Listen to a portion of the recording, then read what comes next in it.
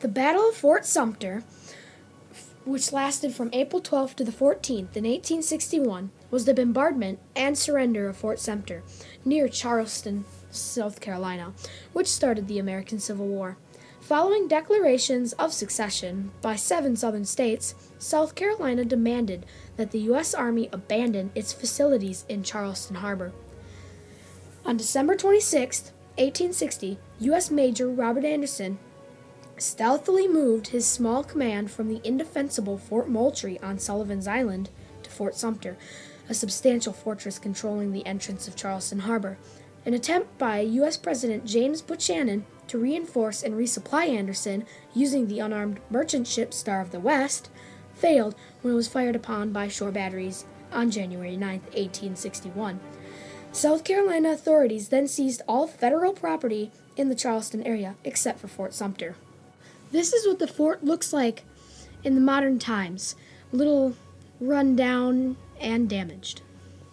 Several forts had been constructed in Charleston's harbor, including Fort Sumter and Fort Moultrie, which were not among the initially seized properties. Fort Moultrie on Sullivan's Island was the oldest. It was the site of fortifications since 1776 and was the headquarters of the U.S. Army garrison. However, it had been designed as a gun platform for defending the harbor, and its defenses against land-based attacks were very weak. During the crisis, the Charleston newspapers commented that sand dunes had piled up against the walls in such a way that the wall could easily be scaled.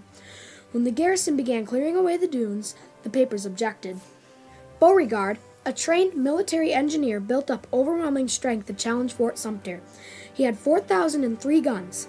There was a floating battery next to Fort Moultrie, which had 4 cannons on a raft protected by iron shielding. Fort Johnson on James Island had 1 cannon and 4 small mortars. He had about 6,000 men who were available to man the artillery and to assault the fort if necessary, including the local militia, young boys, and older men. At 4:30 a.m. on April 12th, Lieutenant Henry S. Farley, acting upon the command of Captain George S. James, fired a single 10-inch mortar round from Fort Johnson. James had offered the first shot to Roger Pryor, a noted Virginian secessionist, who declined, saying, "I could not fire the first gun of the war." The shell exploded over Fort Sumter as a signal to open the general bombardment from 4,003 guns and mortars at Fort Moultrie, Fort Johnson, the floating battery, and Cummings Point. Under orders from Beauregard, the guns fired in a counterclockwise sequence around the harbor, with 2 minutes between each shot. Beauregard wanted to conserve ammunition, which he calculated would last for only 48 hours. Edmund Ruffin, another noted Virginia secessionist, had traveled to Charleston to be present for the beginning of the war, and fired one of the first shots at Fort Sumter. After the signal round, a 64-pound shell from the iron battery at Cummings Point, the shelling of Fort Sumter from the batteries ringing the harbor awakened Charleston's residents. Major Anderson held his fire awaiting daylight. His troops reported for a call at 6 a.m. and then had breakfast at 7 a.m. Captain Abner Doubleday fired a shot at the ironclad battery at Cummings Point. He missed. Given the available manpower, Anderson could not take advantage of all of his 60 guns. He deliberately avoided using guns that were situated in the fort where casualties were most likely. The fort's best cannons were mounted on the uppermost of its 3 tiers. The barbette tier, where its troops were most exposed to incoming fire from overhead. The fort had been designed to withstand a naval assault, and naval warships at the time did not mount guns capable of elevating to shoot over the walls of the fort. However, the land-based cannons manned by the Confederates were capable of high-arcing ballistic trajectories, and could therefore fire at parts of the fort that would have been out of naval guns' reach. Fort Sumter's garrison could only safely fire the 21 working guns on the lowest level.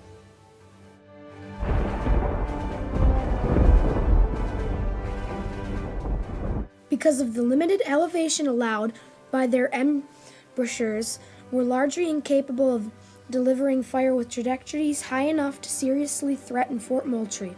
Moreover, although the Federals had moved as many of their supplies to Fort Sumter as they could manage, the fort was quite low on ammunition and was nearly at the end of the 34-hour bombardment. A more immediate problem was the scarcity of cloth gunpowder cartridges, or bags. Only 700 were available at the beginning of the battle, and workmen sewed frantically to create more, in some cases using socks from Anderson's personal wardrobe. Because of the shortages, Anderson reduced his fire to only 6 guns, 2 aimed at Cummings Point, 2 at Fort Moultrie, and 2 at Sullivan's Island batteries. During the darkness, the Confederates reduced their fire to 4 shots each hour. The following morning, the full bombardment resumed, and the Confederates continued firing hot shots against the wooden buildings. By noon, most of the wooden buildings in the fort and the main gate were on fire. The flames moved towards the main ammunition magazine, where 300 barrels of gunpowder were stored. The Union soldiers frantically tried to move the barrels to safety, but 2/3 were left when Anderson judged it was too dangerous and ordered the magazine doors closed. He ordered the remaining barrels thrown into the sea, but the tide kept floating them back together into groups, some of which were ignited by incoming artillery rounds. The fort's central flagpole was knocked down at 1 p.m. on April 13th. Raising doubts among the Confederates about whether the fort was ready to surrender, Colonel Lewis Wigfall, a former U.S. Senator, had been observing the battle and decided that this indicated the fort had had enough punishment. He commandeered a small boat and proceeded from Morris Island, waving a white handkerchief from his sword, dodging incoming rounds from Sullivan's Island. Meeting with Major Anderson, he said, You have defended your flag nobly, sir. You have done all that is possible to do, and General Beauregard wants to stop this fight. On what terms, Major Anderson, will you evacuate this fort?" Anderson was encouraged that Wigfall had said evacuate, not surrender. He was low on ammunition, fires were burning out of control, and his men were hungry and exhausted. Satisfied that they had defended their post with honor, enduring over 3,000 Confederate rounds without losing a man, Anderson agreed to a truce at 2 p.m.